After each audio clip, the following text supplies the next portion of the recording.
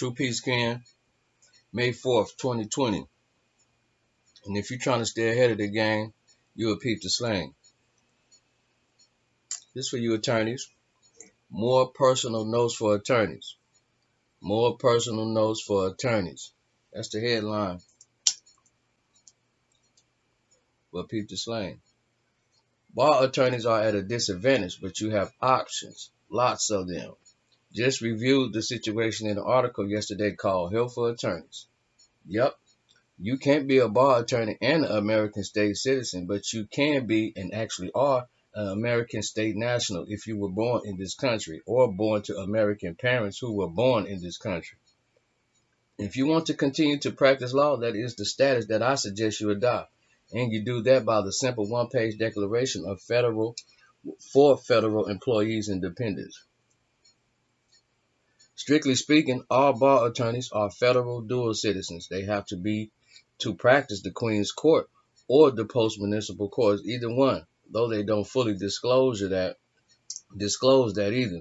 As a state national, you can't run for public office in the American government and can't vote on issues that extend beyond the state borders, but that is not a big deal for most people.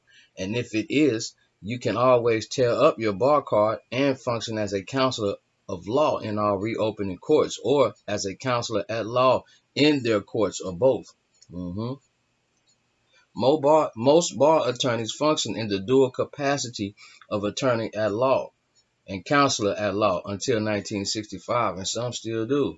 As a counselor at law, you can represent Americans who are being impersonated and railroaded without their knowledge or consent. And then when a client comes in who actually is a federale or a corporation, you can represent them as attorney at law.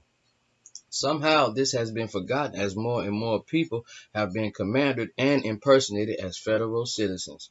We are addressing all the other issues as promptly and forcefully as possible.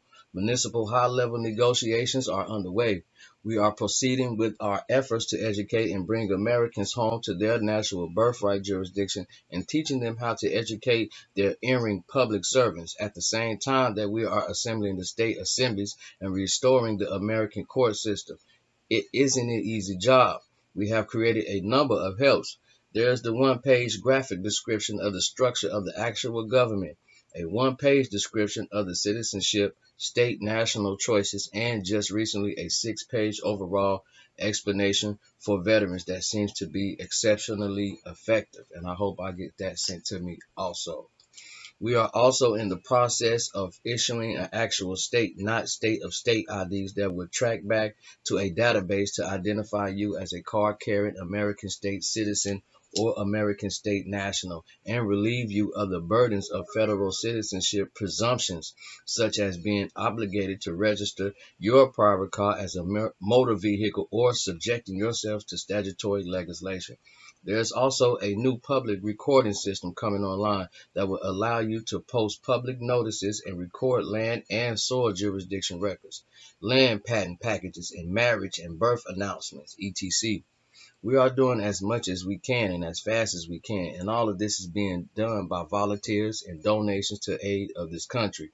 I'm a donator.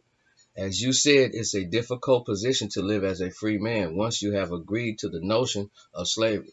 I would suggest that as nobody received full disclosure about the nature of the contract we're entering into as a contract you were entering into as a member of the bar, mean that you are obligated to it and that they have no reason or right to presume upon a landsman of this country in the first place. Slavery has been outlawed worldwide since 1926, so they were in effect offering to contract you as an organized crime syndicate without saying as much. We look forward to the day when the bar associations worldwide are replaced by actual professional organizations dedicated to the cause of justice and freedom.